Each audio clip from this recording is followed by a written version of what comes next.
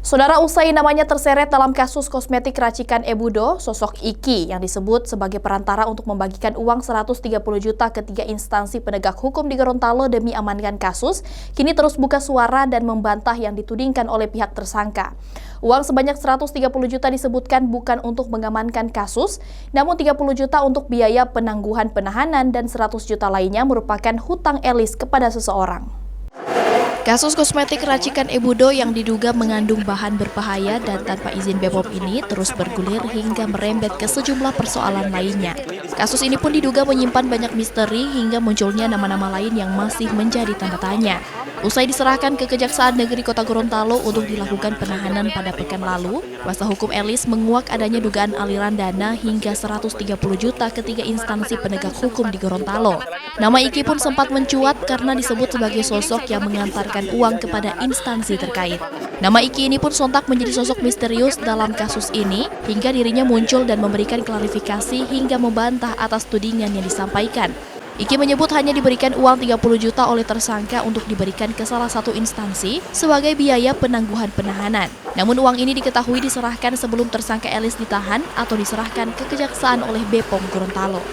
Tak cukup sampai di situ, Iki yang belum lama kenal dengan tersangka Elis ini pun kini kembali menghadirkan sosok nama baru untuk membeberkan kemana uang 100 juta yang disebut untuk mengamankan kasus.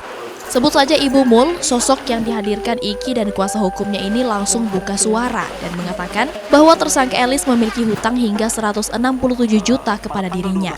Ibu Mul ini pun mengungkapkan bahwa uang 100 juta itu adalah untuk membayar hutang dan uang itu diserahkan langsung oleh tersangka Elis bukan melalui Iki. Usut punya usut, Iki dan Ibu Mul yang sama-sama belum kenal lama dengan tersangka Elis mengaku memiliki rumah yang berdekatan atau satu kompleks. Tentang uang 100 juta itu memang pembayaran utang ke saya, sedangkan itu saja belum cukup. Utangnya itu 167 Pak. 167 Iya. juta. Di mana diserahkan itu? Di rumah saya Pak. Bersamaan dengan Iki? Iya, kebetulan Iki ada di rumah. Memang orang kompleks itu. Oh, memang orang kompleks itu. Jadi uang ini tidak diserahkan ke Iki, tapi langsung tidak. Saya Pak. Langsung. Elis langsung yang serahkan? Iya Pak. Iya. Berapa total yang diserahkan saat itu? 100. Uang-uang yang Ibu Elis kasih? Iya. 100 ya? 100 juta. Di sisi lain, kuasa hukum tersangka Elis langsung mengkonfirmasi terkait hutang tersebut. Melalui kuasa hukumnya, Elis mengaku tidak pernah memiliki hutang kepada sosok Ibu Mul yang dihadirkan oleh Iki. Kuasa hukum tersangka Elis pun belum banyak berkomentar terkait sosok-sosok yang dihadirkan oleh Iki dan memilih untuk fokus pada proses persidangan. Berarti dia bukan hutang ya, bukan hutang. Dikonfirmasi ke Elis. Karena dia bilang nanti tunggu saya keluar. Itu iya. Sekarang masih fokus? Kami masih fokus sidang dulu.